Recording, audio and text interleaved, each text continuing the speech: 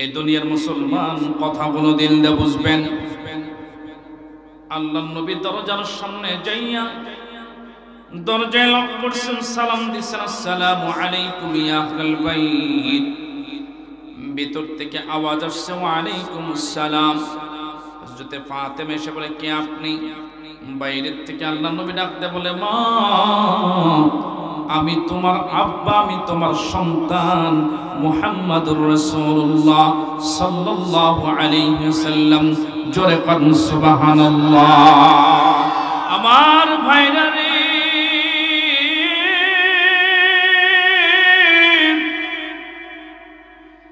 নবী আমার সালাম দেওয়ার পরে ফাতেমাতুজ জাহরা রাদিয়াল্লাহু আনহা উত্তর নিয়ে যখন দরজা খুলে দেয়, নবী আমার ভিতরে যাইয়া ডাক দেয়, ফাতেমা আমার নাতিরা কোথায়? হাসান হুসেনকে তো দেখি না। হযরতে ফাতেমা চোখের পানি ছাড়িয়া ডাক দেয়, আব্বা গো, আপনার নাতি হাসান হুসাইন মাত্র কিছুক্ষণ আগে নামাজ পড়েই তারা ঘুমাইয়া গেছে। অসময়ে তো কোনদিন ওরা ঘুমাই নাই, এখন ঘুমাইলে কেন? নবী প্রশ্ন করেন। হযরতে ফাতেমা ডাক দেয়, বলে আব্বা গো, আজকে 3 দিন পর্যন্ত আমার ঘরে চুলা জ্বলে না, আমার ঘরে খাবার খাদ্য কোনা কিছুই নাই, না খাইয়া দিনাতিপাত করতেছি।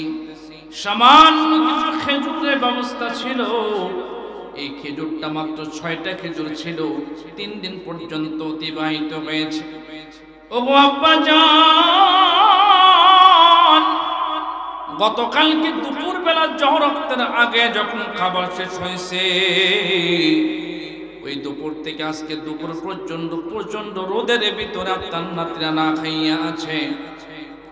বারবার পর্যন্ত আমার কাছে এসে খাবার চাই, খোদার কসম খাবার তো নাই। নবী আমার ডাক দিয়ে বলে, ফাতেমা আমার যদি সামর্থ্য থাকতো, আমার কাছে কিছু থাকলে তো আমার নাতিদেরকে খাওয়াইতাম, কেননা আমার নাতিরা যখন না খাইয়া থাকে আমার কলিজা ফেটে যায়। ফাতেমা ডাকতে বলে, আব্বা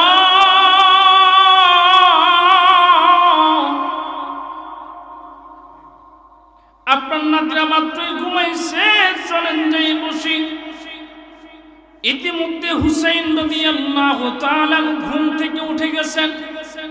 ডাকতে বলতেছেন, বড় ভাই হাসান ভাই তাড়াতাড়ি ওঠো, দেখো নানাজির আওয়াজ পাওয়া যায়।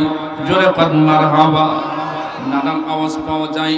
2 ভাই তাড়াতাড়ি করে ছোট ভাই বড় ভাইকে, হুসাইন হাসানকে ডেকে 2 ভাই দৌড় দিয়ে নানার সামনে আসে। নানা গো,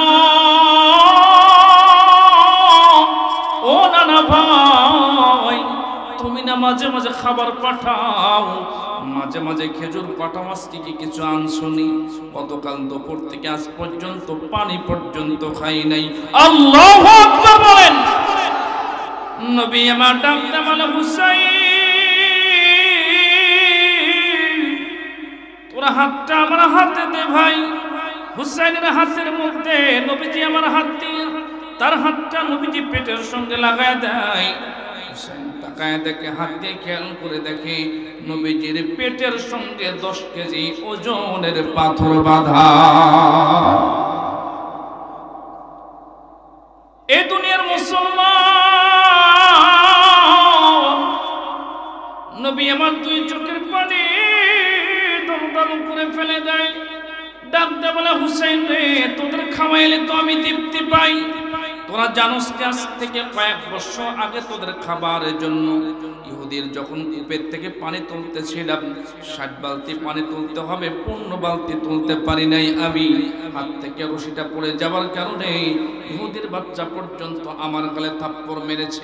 যে কয়েকটা খেজুর পেয়েছিলাম তোদের জন্য আনছিলাম, তোদের মুখে হাসি ফোটানোর জন্য, কিন্তু আমি নবী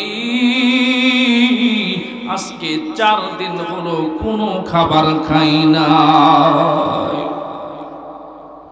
হুসেন ডাকতে বলে, না না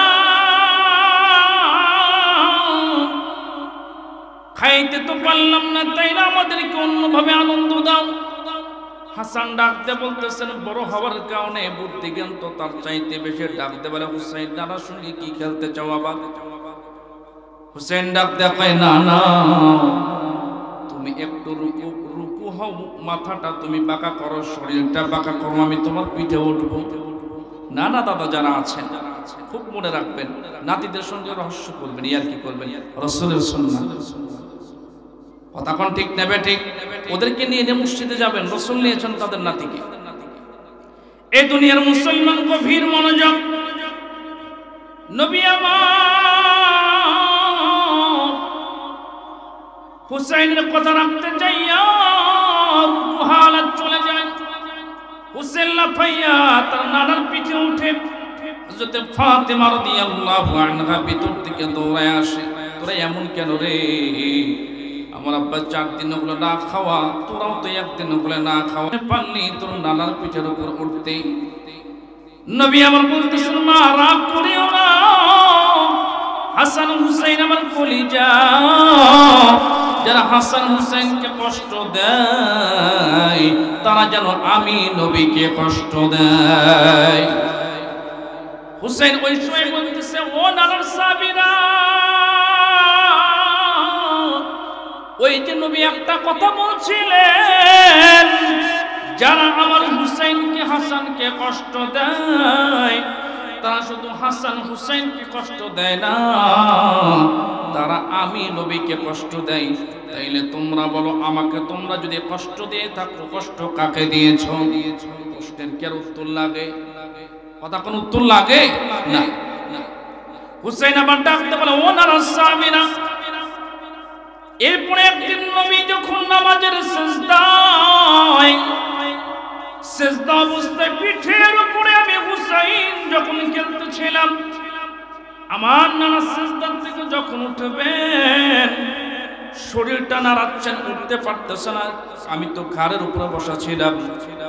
হঠাৎ করে দেখলাম নানা কি যেন ভাবতেছেন, কে যেন নানাকে কি বলতেছেন। আল্লাহ রাব্বুল আলামিন জিবরাইলকে পাঠাইছিলেন, জিবরাইল যা আমার হাবিবকে বলে দে নানার পিঠের উপরে নাতি হুসাইন উঠে খুশি, আমি আল্লাহ আরশে থেকে খুশি। এ নানার সাহাবীরা, যেখানে আমার নানার নামাজ অবস্থায় পিঠে চললে আল্লাহ খুশি হয়, ওই আল্লাহ রাব্বুল আলামিনের দোস্ত হাবিবুল্লাহর নাতি আমি হুসাইন তোমাদেরকে সাক্ষী রেখে হযরতে ওমর ইবনুল খাত্তাব রাদিয়াল্লাহু তাআলা আনহুকে কয়েকটা প্রশ্ন করতে চাই। সবাই বলতেছেন ঠিক আছে প্রশ্ন করো। হুসাইন এক নাম্বার ডাকতে বলতেছে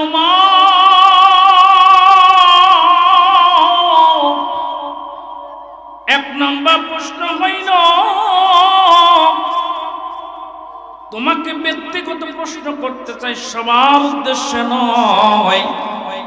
বলো তো ওমর, ও নানার সাহাবী, আমাকে তুমি কেমন মুহাব্বত করো? আমার নানাকে কেমন মুহাব্বত করো? আমার আব্বা আমার আম্মা ফাতেমাতুজ জাহরা রাদিয়াল্লাহু আনহাকে কেমন মুহাব্বত করো? হযরত ওমর ডাকতে বলেন ও নবীর নাতি হুসাইন, তোমার নানাকে আমি আমার জীবনের চাইতে মুহাব্বত করি, জোরে আল্লাহু মারহাবা। এবং ধরে হযরত ওমর বলতেছেন তোমার বাবা মা তোমরা সবাইকে মুহাব্বত করি। নবীর নাতি হুসাইন ডাকতে বলতেছেন তাইলে বলো 2 নম্বর কথা হইল তোমার সন্তান আবু শামা আব্দুল্লাহ রাজা আছে, একসঙ্গে যখন আমরা পড়ার জন্য মক্তবে যাই,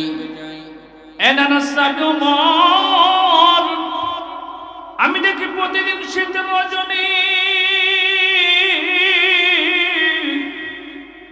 শেষ হওয়ার পরে সকালবেলা বেলা ওঠার সময় যখন মুক্ত হবে যাই, আপনার সন্তান হযরত আব্দুল্লাহ, আপনার সন্তান আবু শামা সুন্দর সুন্দর চামড়ার চাদর নিয়ে যায়। এ নানা সাহাবী আপনি কি জানেন না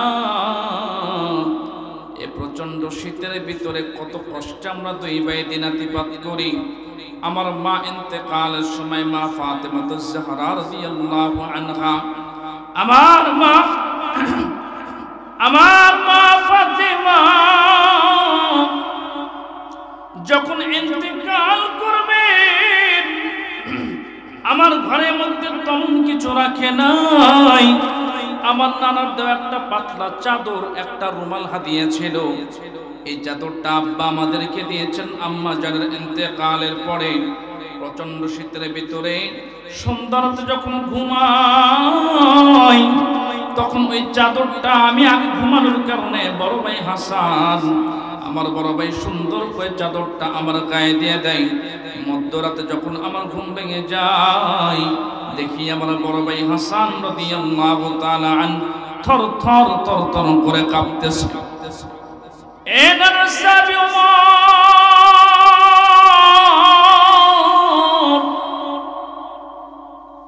প্রচন্ড শীতের ভিতরে ভাইয়াকে কাঁদতে দেখে আমার গায়ের চাদরটা তার গায়ে দেই। রাত্রি যখন শেষ হয়ে যায়, রাত্রি শেষ হওয়ার পরে আমি সকালবেলা ঘুম থেকে উঠে দেখি চাদরটা আবার আমার গায়ে। বুঝতে দেরি হয় না, আমার বড় ভাই ঘুম থেকে উঠছিলেন, আমার কাঁপুনি দেখে আবার চাদরটা আমার গায়ে দিয়েছেন। জোরে পড়ুন মারহাবা। ও নানাসাবি ওমর, নবীর জন্য জীবন দিতে পারো, নবীর নাতিদের খোঁজ নিতে পারো না। কতদিন হলো আবু বকর রাদিয়াল্লাহু তাআলা আনহু খেলাফতের দায়িত্ব ছিলেন। এরপরে হযরতে ওমর ইবনুল খাত্তাব আপনি নিজে আজকে খেলাফতের দায়িত্বে অর্ধ জাহানের খলিফা আপনি, অথচ আজ পর্যন্ত নবীর নাতিদের খবর আপনি নেন নাই, জানেননি আমাদের ঘরের কি অবস্থা।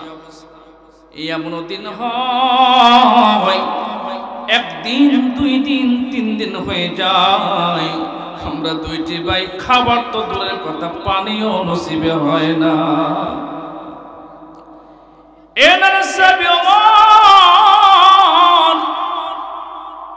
মাঝে মাঝে এমন হয়, 2 ভাই মৃত্যু শয্যায় চলে যায়। আমার মা বেঁচে থাকতে অন্যের বাইতের জব এনে পিষে পিষে যাতা পিষে পিষে যা ময়দা বের হয়, কিছুটা ব্যক্তিকে দেওয়ার পরে ওরা আবার কিছু আমার মাকে হাতিয়ে দিত। বেশি পানির মধ্যে এটা যাও রান্না করে মা খাইতো, আমাদের খাওয়াইতো, আব্বার জন্য রাখতো। মাঝে মাঝে আব্বা মা না খাইয়ে আমাদের খাওয়াইতো।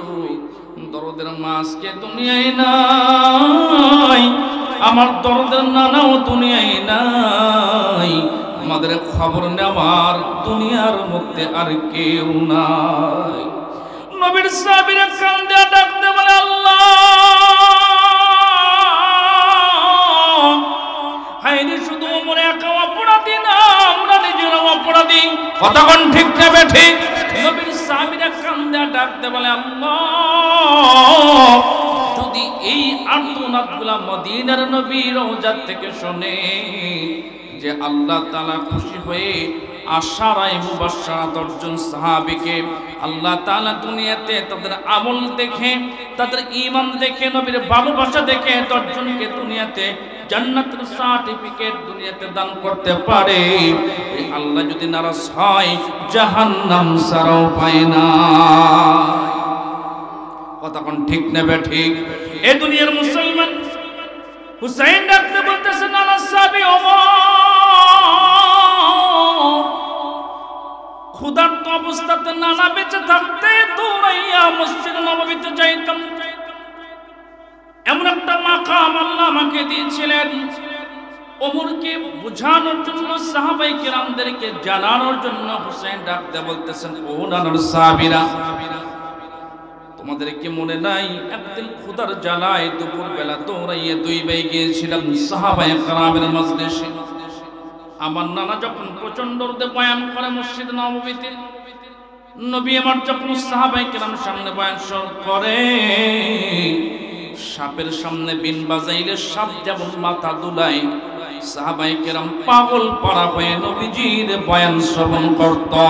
জোরে করুন সুবহানাল্লাহ। এই দুনিয়ার মুসলমান হুসাইন ডাকতে বলেন, সাবিরা, আমি দৌড়াইয়া যখন মসজিদে নববীর ভিতরে চলে যাই, যাইয়া দেখি নবীজির ডানে সাহাবী, বামে সাহাবী, পিছনে সাহাবায়ে কেরাম, সামনে হাজার হাজার সাহাবায়ে কেরাম। আমি ওই ভিড়ের মধ্যে নানাকে সালাম দিলাম, আসসালামু আলাইকুম ওয়া রাহমাতুল্লাহ। নানা আমার উত্তর নাই। আবার বললাম, নানা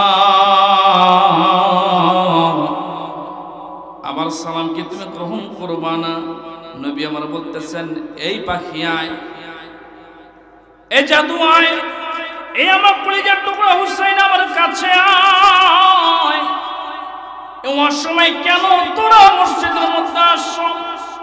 হুসাইন দৌড়াইয়া নানার কোলের মধ্যে ওঠে, নবীজির দাড়ি মুবারকে হাত দেয়। ও নানা, মার কাছে অনেক কান্নাকাটি করছি নানা, আজকে কয়েকদিন হলো মা আমাদেরকে খাবার দিতে পারে না, মা তো মুখ লুকায়ে কান্দে। আমি জানি খাবার থাকতে তো মা না করবে না, তার মানে মা কান্দে, মুখটা লুকায়া আঁচলটা মুখে নিয়ে, তার মানে ঘরে খাবার নাই। ও নানা, তুমি না বলছো আমার মা তোমার, ও মা তুমি না বলছো যে তোমার যে 4টা কন্যা, 3টা কন্যা, কিন্তু ফাতেমা তোমার মা। সুবহানাল্লাহ, বাড়ি যা কইবেন। কোন দিন থেকে মা ফাতেমাকে আল্লাহর নবী মা বলছেন? সামনে আলোচনা আসতেছে। হুসাইন ডাকতে বলে, না না, তাইলে বলনি আমার মা না খাইয়া, আমরা 2 ভাই না খাইয়া, আব্বা না খাইয়া তুমি কি খবর নেও না? নবী আমরা কান্দে ডাকতে বলে, হুসাইন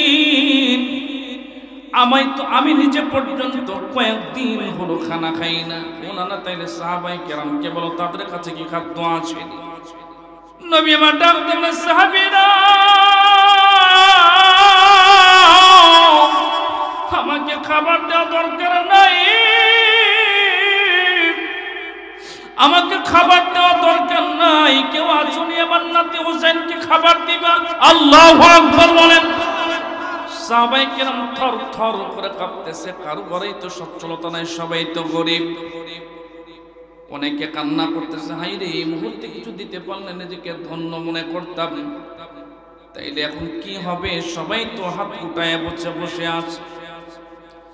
হঠাৎ করে হুসেন তাকায় দেখে নবীজির ডান পাশে একজন সাহাবী নবীজির উরুর সঙ্গে পাটা মিলায়া গা ঘেঁষে বসে আছে। হযরত হুসাইন যাইয়া বলে, ও নানার সাহাবী, সবাই তো দূরে বসে, কিন্তু তুমি নানার কাছে বসো, ভালো তো বাসো বেশি। নানাকে বলে, হ্যাঁ, মূলত উনি অন্য কেউ না। নবীজি বয়ান করেন, নবীজির উরু ঘেঁষে যিনি বসে থাকতেন দাহিয়াতুল কালবির সরাতে, ওটা দাহিয়াতুল কালবি নামে কোনো সাহাবী না, ওটাই হলো জিবরাইল ফেরেশতা। চিৎকার দিয়া পড়ুন সুবহানাল্লাহ, লা ইলাহা ইল্লাল্লাহ।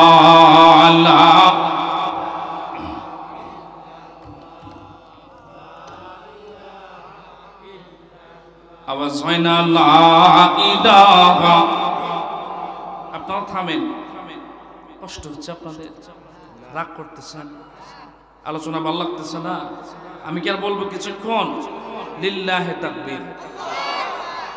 আরো আস্তে কয়েন, আশপাশে মা বোনদের প্যান্ডেল আছে মনে হয়, শোনে না, আরো আস্তে কয়েন। মনে রাখবেন মুসলমান, যখন বান্দা রবের প্রশংসা আদায় করে, অনেক মানুষ আসতেছে, আরো আসবে ইনশাআল্লাহ, আলহামদুলিল্লাহ বলেন।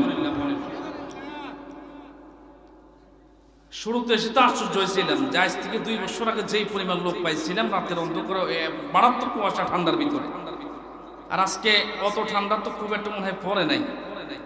এর ভিতরে বাকাই গ্রামের মানুষটা অত্যন্ত ভালো। আমি দিল থেকে দোয়া করতেছি, আল্লাহ আজকের মাহফিল তুমি কবুল করিও। আমরা বক্তা, আমরা জানি মাহফিলের পরিস্থিতি কোন এলাকার কি ভাব। আপনারা এই 2 বছর আগে যেইভাবে আপনারা বয়ান শুনছিলেন, সব জায়গাতে কথাগুলো বলি, আপনারা খুব ভালো ব্যবহার করেছিলেন। আমি দিল থেকে দোয়া করতেছি, আমি গুনাহগার। প্রত্যেকটা রাতে, গত রাতে 2টা প্রোগ্রাম করেছি, প্রতি রাতে বয়ান করতে হয়। ঘুম না পারার যে কি কষ্ট। আপনারা তো মনে করেন যে পকেটে টাকা উঠলে হুজুর ঘরে ঘুম আর কি। তবে আল্লাহকে সাক্ষী রেখে বলতেছি, খোদার কসম, আমি গোলাম মুস্তাফা আল হাবিবি আজও পর্যন্ত 1 যুগের বেশি সময় বয়ান করতেছি মিটায়া, চুক্তিবাদী বক্তা আজও হয় নাই। আল্লাহ যেন সামনে এই তাকওয়াকে ঠিক রাখে। জোরে খান আল্লাহুম্মা আমিন। কেন চুক্তি নিয়ে কথা বলবো? কিছু কিছু জায়গাতে আছে বেইনসাফি করে, ওখানে আমরা আমার যেটা আবেগ, আমার যে দরখাস্ত তাদের কাছে পেশ করব। আমার নসিব যেটা আছে, যেটা রিজিক আল্লাহ দিয়েছেন, এটা তো পাবো আমি। কথা ঠিক নেবে ঠিক। আল্লাহ আজকের মাহফিল কবুল করুন, জোরে কোন আমিন। যাই হোক, কোরআনের মাহফিলের ভিতরে মাঝে মাঝে সুবহানাল্লাহ, আলহামদুলিল্লাহ, আল্লাহু আকবার বলার কি ফজিলত শোনেন। আল্লাহু আকবার যে উঁচু আওয়াজে বলেন, আল্লাহু আকবার মানে কি কোন তো দেখি? আল্লাহ সবচেয়ে ছোট। এদের সবাই কয় না আল্লাহ ছোট না বড়? আহারে আল্লাহ আল্লাহ আল্লাহ। না, যুবক ভাইরা জিমাইতেছে। এই যুবক ভাই, আপনারা কিন্তু আমার দলে, আওয়াজ যদি কম বেশি হয় তাহলে খবর আছে। আচ্ছা, বুঝাই দিচ্ছে যে বেটা অস্ত্র জমা দিছি, মাগার ট্রেনিং জমা দিই নেই। আচ্ছা যুবক ভাইরা, আপনারা আমার পক্ষে আছেন তো ইনশাআল্লাহ? মুরব্বীরা তো আমাদের আব্বা, আর আপনারা আমাদের ভাই। এই জন্য এখন একটা তাকবীর হবে। আমি বলতেছিলাম আল্লাহু আকবার কাবীরা, আল্লাহ সবচেয়ে ছোট না বড়? যখন বান্দা পায় আল্লাহু আকবার, আল্লাহ বলেন আনতা আকবারু মিন্নি, আল্লাহ বলেন তুই বললি যে আমি বড়, আমি আল্লাহ ফেরেশতাদের মজমাতে বললাম তুইও বড়। তুই যখন পড়স আলহামদুলিল্লাহ, তুই আমার হামদ, আমার সানা, আমার প্রশংসা আদায় করস। যখন বলস আলহামদুলিল্লাহি রাব্বিল আলামিন, আমি তখন বলি হামিদানি ইয়া আবদি, আমি তো প্রশংসা আদায় করি। এইজন্য এখন তাকবীর হবে। উচ্চ আওয়াজে দিবেন তো ইনশাআল্লাহ? দিবেন তো ইনশাআল্লাহ? আচ্ছা, গলার সাউন্ড ঠিক করে না। নারায়ে তাকবীর, নারায়ে তাকবীর, লিল্লাহ তাকবীর। আল কোরআনের আলো, আল হাদিসের আলো, কোরআন সুন্নাহ যেখানে, আলেম ওলামা যেখানে, বিড়ি সিগারেট যেখানে। বাকায়ের মানুষ খুব চালাক, জানে যে তাকবীর বেশি মাঝখানে হুজুর মার দিল।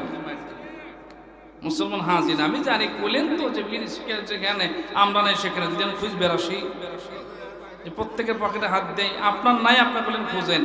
কিন্তু ওই যে শোনেন, গত 2 সপ্তাহ আগে রায়গঞ্জ 5-8টা গ্রামে প্রোগ্রাম ছিল। আশ্চর্য হইলাম, জীবনে প্রথম ফার্স্ট সপ্তাহ বয়ানের সময় আমি বলছি যার পকেটে যা আছে দিয়ে দিন। কোন দিন আল্লাহ বান্দা সিগারেট খোল দিয়ে দিয়েছে। তাহলে কালেকশনের সময় রুমাল নামাই দিছে, সিগারেট কয়েকটা আছে, খোলটা দিয়ে দিছে। এমন আমি বললাম দিছেন কি? কেউ সিগারেট হয় না। মাশাআল্লাহ মাশাআল্লাহ, এতটুকু হুজুর অনুগত হলেই ভালো। আমি জানি যে বাংলার মুসলমান আওয়ামুন নাস এবং যুবক ভাইয়েরা ওলামায়ে কেরামকে দিল থেকে মুহাব্বত করে। কথা কোন ঠিক নেবে? ঠিক। মুহাব্বত যদি নাই করবে, আলেমদের পরামর্শ নিয়ে কখন দেশ স্বাধীন হতো না যদি আলেমরা পরামর্শ না দিত। যুবক ভাইদের মানে সহযোগিতায় ওলামায়ে কেরামের সুপরামর্শে আজকে স্বাধীন দেশ। মুহতারাম হাজিরিন, ওই যে বললাম বিড়ি সিগারেট যেখানে আমরা, আপনারা বলেন আমরা নাই সেখানে। মূলত বিড়ি সিগারেটের কথা তো আমি সব মাহফিলে বলি। আজ থেকে 4-5 বছর আগের একটা মাহফিল দক্ষিণ এলাকা, ওই যে আপনার মান্নাননগর মহিষ্টুটি এলাকায় একটা প্রোগ্রামে। তো মসজিদের মাহফিল অনেক লোক। আমি আবার মাহফিলের তবিয়ত হলো লোকজন ওঠা বসা করলে, বক্তা সব বক্তাদেরই লোকজন ওঠা বসা করলে বয়ানের যেটা লাইন নষ্ট হয়ে যায়। আমি বলছি আপনারা কেউ ওঠা বসা করবেন না। তো ওরা শুরু থেকে ভালোই বয়ান শুনলো, কিন্তু আমি বলছি যে দেখেন, আমি ছোট মানুষ হতে পারি, কিন্তু কোরআনের মজমা এটা মাদ্রাসা একটা ক্লাসের নেই। যখন আমাদের মাদ্রাসার ছাত্ররা যখন ক্লাসে থাকে, ওদের হাজত পায়খানা প্রস্রাব আসলে 1 আঙ্গুল বা 2 আঙ্গুল উঠায় দেখায়, হুজুরা ছুটি দিয়ে দেয়। তো যতক্ষণ আমি বসতে থাকবো কোরআনের বয়ান করতে থাকবো, আমি উস্তাদ সমতুল্য, আপনারা ছাত্র সমতুল্য। অতএব যদি হাজত থাকে আপনারা ভুলে যাবেন। আরেকটা কথা আমি ঘোষণা দিলাম যে 1-2 ঘন্টা আমি বয়ান করবো, একটা যুবক উঠতে পারবেন না। আর মুরব্বীদেরকে বললাম, মুরব্বীরা এই মাহফিল থেকে যে যুবকরা 1-1.5-2 ঘন্টার বয়ান থেকে উঠে যাইব আর হাজত থাকবে পায়খানা প্রস্রাব, খবরটা ওদেরকে মিয়া বিয়ে দিবেন না। ও ভাই, যেই যুবক বাইরে 1-2 ঘন্টা প্রস্রাবকে টাকাইতে জানে না, তার ডাল মিপুচ খেলা না, তার সমস্যা আছে না? এটা মুরব্বীদের হওয়ার কথা, যুবকদের হবে কেন? যুবকদের কথা সামনে আছে, হবে ইনশাআল্লাহ কথা। যাই হোক, এ কথা বলার পরে আমি জানি মুসুর করে, কিন্তু একজন ওঠে না, একজন ওঠে না। হঠাৎ করে দেখলাম মাহফিল এক প্রান্ত থেকে কয়েকজন মুরব্বী কয়েকজন যুবক দাঁড়াইছে, যাচ্ছে। আমি বললাম, কি ব্যাপার, আপনারা যাচ্ছেন কেন? ওরা কয়, হুজুর হাজত আছে, কোয়া যাইব না।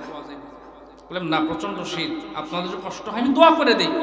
মানে ওনারা বলতেছে, না হুজুর, ওয়াজ চালায় যান, ওয়াজ ভালো বুঝে ওয়াজ করেন, কিন্তু আমাদের হাজত আছে। আবারও বললাম, কোন সমস্যা? ময়দান মাহাশরে 1.25 লক্ষ নবীদের সামনে, তাদের অনুসারী উম্মতের সামনে, আমাদের নবীদের সামনে দাঁড়ায় থেকে হিসাব দিতে হবে। আর এতগুলা মানুষের সামনে আপনি বলবেন না কেন যে মানে বের হয়ে যাচ্ছেন প্যান্ডেল থেকে? এক মুরব্বী দাঁড়া করতেছে, হুজুর ছাড়েন না, এত মানুষের সামনে কি পাওয়া যায়? মেলা খুললো টানাটানি করি না, কি করে না টানাটানি কি আপনারা বুঝতেছেন? আমি আশ্চর্য করলাম, ভাই রে, কোরআনের মাহফিলে টানাটানির জন্য উঠে যাবে। তো এই জন্য আমি বললাম, বিদেশি কেন যেখানে আমরা নাই, এই দেখেন যারা কইল না, প্রত্যেকের পকেটে বিড়ি আছে। বিদেশি কেন যেখানে আমরা নাই, সেখানে কেন সেখানে থাকবেন না? মনে রাখবেন, হুজুর এখানে আছেন, জাহান্নামে যারা যাবে তাদের যত শাস্তি আছে, অন্যতম 3টা শাস্তি। 1 নাম্বার নার, আগুন। ও মুসলমান, বলেন তো দেখি, বিড়ি খাইতে আগুন লাগে কি লাগে না? 2 নাম্বার, জাহান্নামী ব্যক্তিদেরকে আল্লাহ তাআলা মারাত্মক ধোঁয়া কালো ধোঁয়ার মাধ্যমে কষ্ট দিবেন, আযাব দিবেন। বিড়ি খাইলে কি দোয়া হয়? আচ্ছা। 3 নাম্বার হলো দুর্গন্ধের মাধ্যমে জাহান্নামীদেরকে আল্লাহ আযাব দিবেন।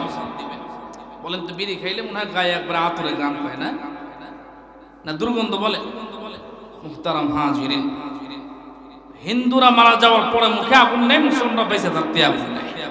আল্লাহ তাআলা আমাদেরকে হেফাজত করেন, জোরে কোন আমিন।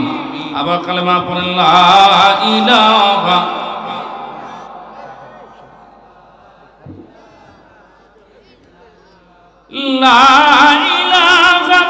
ইল্লাল্লাহু ইল্লাল্লাহু ইল্লাল্লাহ, লা ইলাহা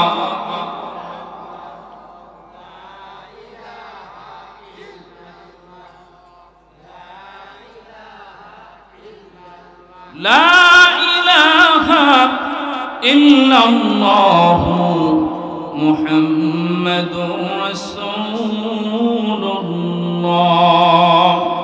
সাল্লাল্লাহু আলাইহি ওয়াসাল্লাম। এ বাকায়ের মুসলমান, লম্বা চওড়া নয়, গভীর মনোযোগ দিয়ে কথাগুলো শুনবেন বাবা। নবীজির নাতি হুসাইন রাদিয়াল্লাহু তাআলা আনহু নানাকে ডাকতে বলে, নানা আজকে 3-4 দিন হলো খানা খাই নাই, ক্ষুধার্ত অবস্থায় দিনাতিপাত করতেছি। নানা, তোমার কাছে খানা না থাকলেও সাহাবায়ে কেরামের মধ্যে কি কারো কাছে খানা আছে? নবী এবার ডাকতে বলে, সাহাবীরা, তোমাদের মধ্যে কারো কাছে খানা থাকলে মেহেরবানি করে আমার নাতির কলিজাটাকে ঠান্ডা করো। সবাই বলে, না ইয়া রাসূলুল্লাহ, কারো কাছে খানা নাই, খানার ব্যবস্থাপনাও নাই।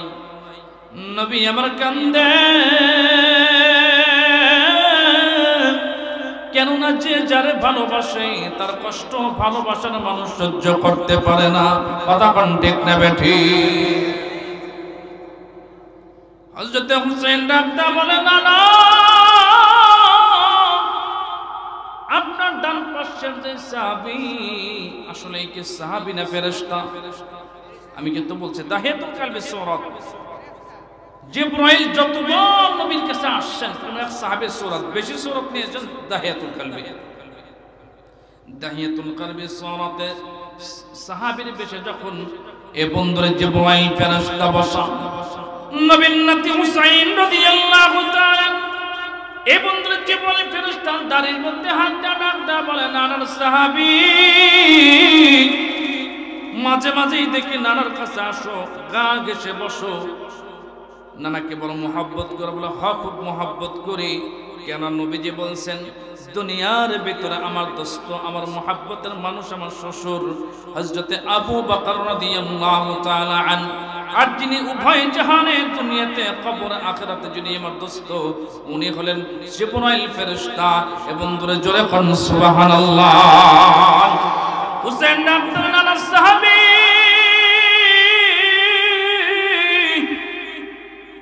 তুমি কি পারবানি কিছু খাবার আমাকে দিতে জিবরাইল মনে মনে ভাবতেছেন আল্লাহকে ডাকতেছেন আল্লাহ রে তোমার হাবিবের নাতি হুসাইনের মুখে যদি খাবার তুলে দিতে পারতাম আমি জিবরাইল ধন্য হয়ে যাইতাম একটু জোরে কন্যা সুবহানাল্লাহ ধন্য হয়ে যাইতাম আমি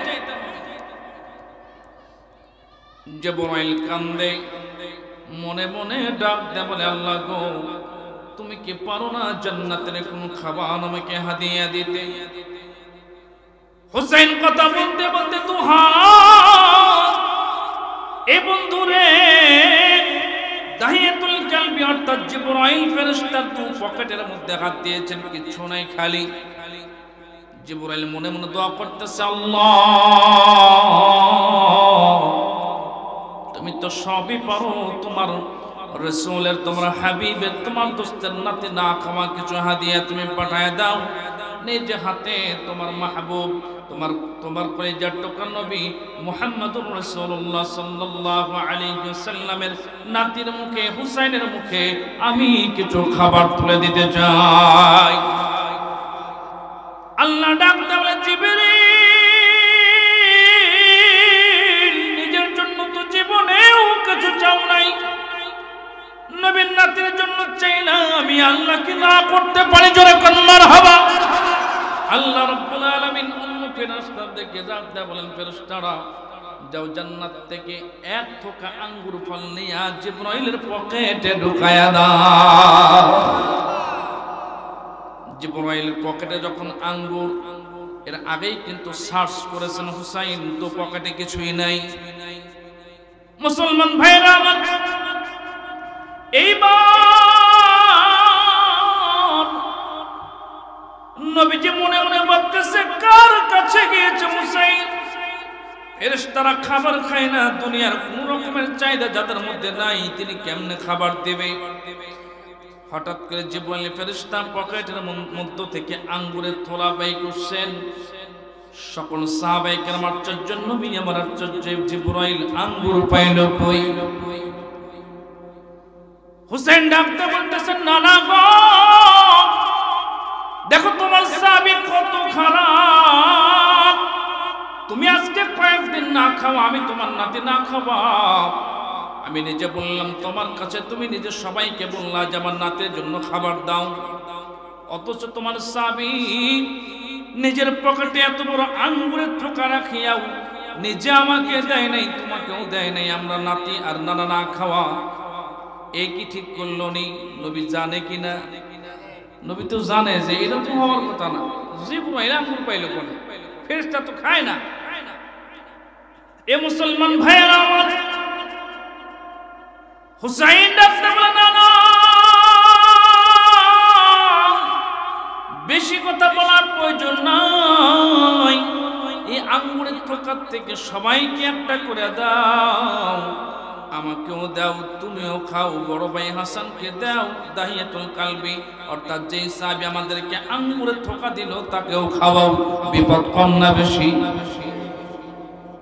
এক বিপদে পড়ছিল যে এসে পকেট হাতাচ্ছে আর এক বিপদ হলো আঙ্গুর যখন বাড়াইছে তার আগে সার্চ হয়েছে আঙ্গুর তো ছিল না এখন আবার এলো থেকে আর এক বিপদ হলো আঙ্গুর যেহেতু ছিল কেন দিল না শেষ বড় বিপদ হলো ফেরেশতারা কি খায় না এখন হুসাইন বলতেছে যে আঙ্গুর কিছু থোকার থেকে বের করে বলতেছে এমনি তুমি খাও এই কয়েকটা আমি খাচ্ছি এটা আমার নানা খাবে আর বাকিগুলো সাহাবায়ে কেরাম জিবরাইল মহা বিপদে মনে মনে ভাবতেছে আল্লাহ রে কোন বিপদে আজকে ফালাইলে আমি কেমনে খাই খাবার তো খাওয়া জানি না আল্লাহ রাব্বুল আলামিন জিবরাইলকে ডাকতে বলেন, জিবরিল,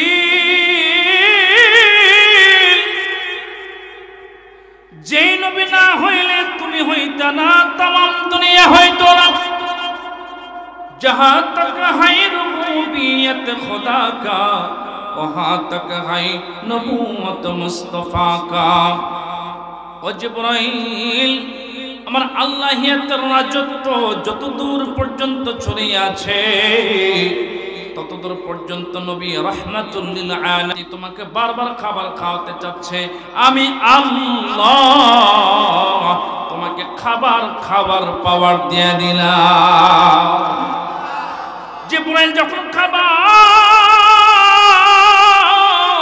আঙ্গুরের দোকান থেকে একটা করে আঙ্গুর যখন মুখের মধ্যে যায়, নবী আমার আশ্চর্য হয়, আল্লাহ এটা কেই দেখাই না, জিবরাইল তো খায় না, জিবরাইল তো খাবার খায় না, জিবরাইল আবার কেমনে খায়?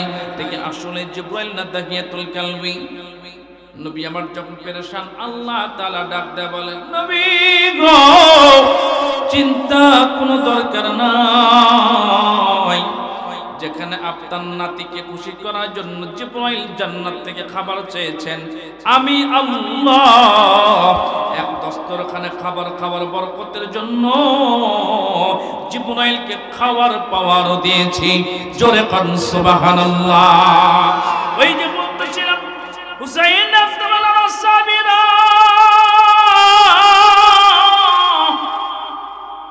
আমি নানার এমন নাতি, আমার ভালো লাগা, আমার ভালোবাসার জন্য এক দস্তরখানে খাওয়ার জন্য আমি যেন অপমান না হই, এই জন্য জিবরাইল ফেরেশতা পর্যন্ত খাবার খায়। আমি ওই নানার নাতি, কিন্তু মারাত্মক শীতের মধ্যে আমি দিনাতি পাপ করে একটা রুমাল দুই ভাই গায়ে দেই। তোমার সন্তানরা পাঠশালাতে যখন যায়, মক্তবে যায়, এক পোশাক পরে, আবার বাড়িতে থাকা অবস্থায় অন্য পোশাক পরে।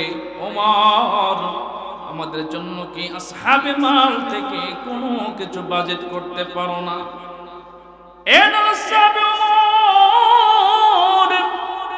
তিন চার দিন না খাইয়ে থাকি, তোমার ঘরে জবের রুটি আর খুরমা খেজুরের হালুয়া তোমার সন্তানরা মক্তবে যাইয়া টিফিনের সময় খায়। আমরা দুই ভাই তাকায় থাকি আর ছল ছল চোখ নিয়ে ওই খাবারগুলা দেখতে থাকি, কান্না এসে যায়। কেউ না, আমরা তো না খাওয়া। এ মুসলমান হাজিরিন, না খেয়ে থাকা যে কত মারাত্মক কঠিন। যারা না খাইয়ে দুই একদিন পার করেছে অভাবের কারণে, মুরব্বী যারা আছে, মারাত্মক মহামারী আর দুর্যোগ যখন ছিল, ওই সময় যারা না খাইয়ে থাকছে তারাই জানে না খাওয়ার ব্যথা। কথা কোন ঠিক না বেঠি? এ মুসলমান ভাই, এ বাকায়ের মুসলমান, হুসেন ডাকতে বলেন, সাবির, মা থাকতে মা না খাইয়া খাওয়াইতো, নানা থাকতে নানা খাওয়াইতো, কিন্তু আজকে নানাও নাই, মাও নাই। এই যে মায়ের চাইতে দয়াবান তো আমার নজরে আর কেউ নেই। হুসেন বলে, আপনারাও বলেন কিনা, মায়ের চাইতে দয়াওয়ালা, মায়াওয়ালা, মমতাওয়ালা আর কোন কেউ আছে? এ মুসলমান হাজির, বলতে গেলে মনে পড়ে অনেক দূরে ঘটনা নয়, আমার নিজের কানে শোনা, আমার সামনে বসে বয়ান করেছেন আমার ছাত্র। এ বন্ধুরে বেলকুচি এলাকায়, রায়পুর এলাকায়, এ বন্ধুরে ইন্টারনেটের ভিতরে আমার এই বয়ানটা অনেক অনেক হাজার হাজার মানুষ দেখেছে বয়ানটা। এ মুসলমান, বেলকুচি এলাকার মূল কাজের উৎস হলো পাল্লুম বা পিতলুম তাঁত শিল্প। এ মুসলমান ভাইয়েরা, আল্লাহর একজন বান্দা নাম তার আব্দুর রহমান। মা বাবা যে কি জিনিস, সন্তানরা বাপ্পার কাছে কতটুকু হক রাখে, এই কথা বলে আমি সামনের দিকে যাইতেছি। বাবা, খুব ভালো করে বুঝবেন যারা যুবক ভাইয়েরা, খবরদার, বাবা মা নারাজ হয়, বাবা মা বরদোয়া দেয়, এমন কাজ কোনোদিন করবা না। এই দুনিয়ার মুসলমান আব্দুর রহমান ছোট্ট কালে বাবা হারায়, মা অন্যের বাড়িতে। এ বন্ধুরে সুতা তোলায়া তোলায়া মা বড় কষ্ট করে সন্তানকে মানুষ করে, কিন্তু সন্তানকে মানুষ করতে পারে না, পরবর্তীতে অমানুষ হয়ে নেশাখোর বদখোর হয়ে যায়। জোরে কর নাউজুবিল্লাহ।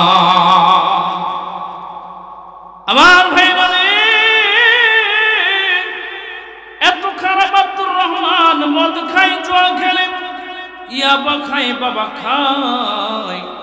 এই 2 বছর আগের ঘটনা আপনাদের সামনে বলতেছি। বাবা আমাকে বলতেছে, হুজুর এলাকার সবাই আব্দুর রহমানের মাকে পরামর্শ দিল, ও মা তোমার সন্তান যেহেতু মদ খায়, উল্টা পাল্টা কর্ম করে, একটা তোমার কাছে বলা আছে, সেটা হলো তোমার সন্তানকে যদি তুমি এখন বিবাহ বন্ধনে আবদ্ধ করে দাও, মনে হয় আর গুনার কাজ করবে না, ভালো হয়ে যাবে সন্তান, স্ত্রী আর মায়ের টেনশনে। এমন অবস্থা আমাদের মধ্যে হয়, দেখবেন যাদের সন্তানরা কথাবার্তা শোনে না, কাম কাজ ঠিক মতো কয় না, পুরো মশার মতো শুধু ঘুরে বেড়ায়। মুরব্বে তখন কয়, এই তোর বেটার বিয়া করায় দেয়, তো সেটাকে বিয়া করায় দেয়, হয়তো সংসারের চাপে ভালো হয়ে যাবে। কথা কোন ঠিক নেবে ঠিক? এই দুনিয়ার মুসলমান আব্দুর রহমানকে তার মা সুন্দরী আল্লাহর একজন বান্দার সঙ্গে সুন্দর করে বিবাহ দিয়ে দেয়। লম্বা কথা সংক্ষিপ্ত করে বলি, 1 দিন যায়, 2 দিন যায়, 3 দিন যায়, 4 দিন যায়, এ বন্ধুরে 1 মাস 2 মাস করে প্রায় 1-1.5 বছর পরে আব্দুর রহমানের ঘরে ফুটফুটে নবজাতক সন্তান আল্লাহ ছেলে সন্তান দিয়ে দেয়। জোরে কর আলহামদুলিল্লাহ। মুসলমান ভাইরা আমার, কিন্তু আব্দুর রহমান শুরুতে বিয়া করার পরে 2-1 দিন ভালো থাকলে পরবর্তীতে যেমন তেমনই হয়ে যায়। মাকে দেখতে পারে না, বউকেও দেখতে পারে না, সংসারে কাজকর্ম করে না। এইভাবে যখন দিনাতিপাত করতে থাকে, এ বন্ধুরে প্রায় 2 বছর হয়ে যায়, সন্তানের প্রায় 4-5 মাস বয়স। এমন একটা অবস্থান যখন হয়ে যায়, বিকেল বেলা সন্তান বাড়িতে আসছে, অর্থাৎ আব্দুর রহমান এসে দেখে তার এ বন্ধুরে তার জনম দুঃখিনী মা, বৃদ্ধা মা, বিধবা বাপ এ বন্ধুরে বিকেল বেলা রান্নার কাজ করতেছেন। 5 ছোট্ট সন্তানকে কোলে নিয়ে আব্দুর রহমানের স্ত্রী বসে আছে। আব্দুর রহমান ডাকতে বলে, মা কিছু টাকা দাও, নেশা করবো, মদ খাইব। দুনিয়ার কোন মা আছে সন্তানকে নেশার টাকা দেবে? এমন কেউ আছে? মনে রাখবেন মুসলমান, সারা বাংলাদেশের ভিতরে যুবককে নষ্ট করার জন্য মারাত্মক ভূমিকা এই সর্বনাশা, ইয়াবা, গাঁজা, উল্টাপাল্টা এই নেশাদ্রব্য, মাদক সেবন করে বাংলার যুবকরা আজকে অধঃপতনে মানুষ থেকে অমানুষ হয়ে যাচ্ছে। আমি বলতে চাই আপনাদেরকে, যে সমস্ত ব্যক্তির কারণে এলাকা গ্রামগঞ্জে পর্যন্ত এই নেশার ট্যাবলেটগুলো ঢুকে গেছে, ওদেরকে শনাক্ত করুন, চাপার দাঁত খুলে দেন, ওদের জন্য যুব সমাজ আজকে অধঃপতনে। কথা কোন ঠিক নেবে ঠিক? কে আনলো এলাকার মধ্যে এই সমস্ত কার্যকলাপ? এলাকাতে এগুলো ছিল না। এক সময় এই এলাকায় একটু মাঝে মাঝে মেলা টেলা ইত্যাদির সময় মানুষ একটু তারি বা মদ খাইলে এই অবস্থা খারাপ হয়ে যেত, মুরব্বীরা বিচার বসাইতো, মারতো। আর এখন এই সময় ওপেনলি সবার সামনে যুবকরা গাঁজা খাচ্ছে, যুবকরা ইয়াবা খাচ্ছে, বাবা খাচ্ছে, ফেনসিডিল খাচ্ছে। ও মুসলমান, এইভাবে চলতে থাকলে তোমার আমার সন্তান নিরাপদ থাকবে না, জানোয়ার মানুষ নামক জানোয়ার হয়ে যাবে। কথা কোন ঠিক নেবে ঠিক? এদেরকে আপনারা শনাক্ত করুন, কারা এলাকার মধ্যে নেশা মাদক সেবনগুলো এলাকার মধ্যে ঢুকাই দিয়েছে। এই দুনিয়ার মুসলমান, কথাগুলো দিলটা বোঝেন। আমি কিন্তু সময় অল্পের কারণে তাড়াহুড়ো করে সামনে আগাইতেছি, আপনাদের কষ্ট হচ্ছে। এইবার আব্দুর রহমান ডাকতে বলে, মা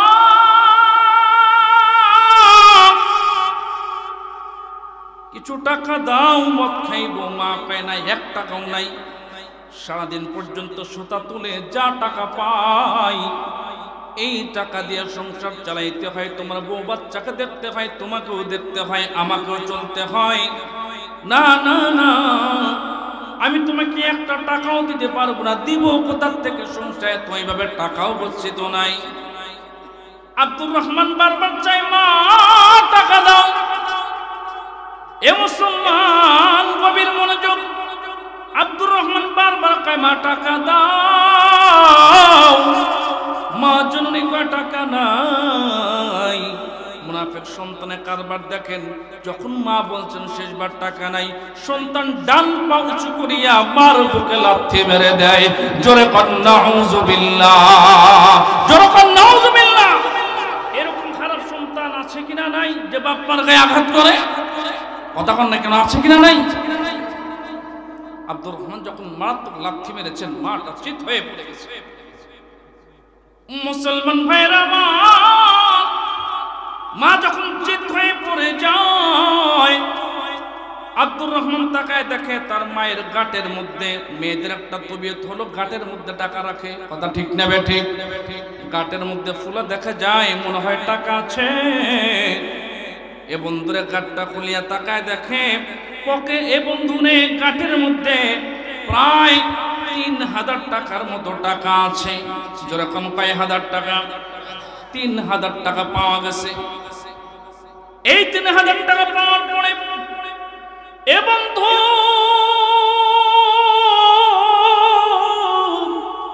আব্দুর রহমান টাকাগুলো বাহির করে দৌড়ায় নেশা করার জন্য। এইদিকে ওই যে বৌমা আব্দুর রহমানের স্ত্রী নিজের নবজাত সুন্দর এ বন্ধুরে ছোট্ট শিশুকে ঘরের মধ্যে তাড়াতাড়ি শোয়া শাশুড়ির সেবা যত্ন শুরু করে দিয়েছে। এ বন্ধুর মা জননী কান্দে, এ খারাপ জানোয়ার সন্তানের খবর নাই কোথায় গেছে নেশা করার জন্য। নেশা করে, জোয়া খেলে, ইত্যাদি ইত্যাদি গুনাহের কাজ করে গভীর রাত, রাত্রি 1টা পার হয়ে গেছে, নেশার ঘোর যখন প্রায় কেটে গেছে, এইবার আস্তে আস্তে করে বাড়ির মধ্যে আব্দুর রহমান প্রবেশ করেছে। ঘরের মধ্যে যখন যায়, তাকায় দেখে আব্দুর রহমান তার স্ত্রী ওই ছোট্ট সন্তানকে নিয়ে, তার ছেলেকে নিয়ে বসে আছে। আব্দুর রহমান ডাক দেয়, বলে বিবি এত রাত হয়েছে তুমি ঘুমাও নাই? বিবি ডাক দেয়, বলে পানের স্বামী আমার, ঘুমাইছিলাম ঠিকই, কিন্তু কিছুক্ষণ আগে আমাদের সন্তান চিৎকার দিয়ে উঠছে, কান্না করছে। কেন কান্না করেছে বিবি? সন্তান পায়খানা প্রস্রাব করে ঠান্ডা পেয়েছে, শীতের দিন, এই জন্য কান্না করছে। আমি উঠে পায়খানা প্রস্রাব পরিষ্কার করে দিলাম। আমি তো জানি, আমি তো মা, পায়খানা প্রস্রাব করার পরে জানি সন্তান তো খাবার চাওয়ার মতো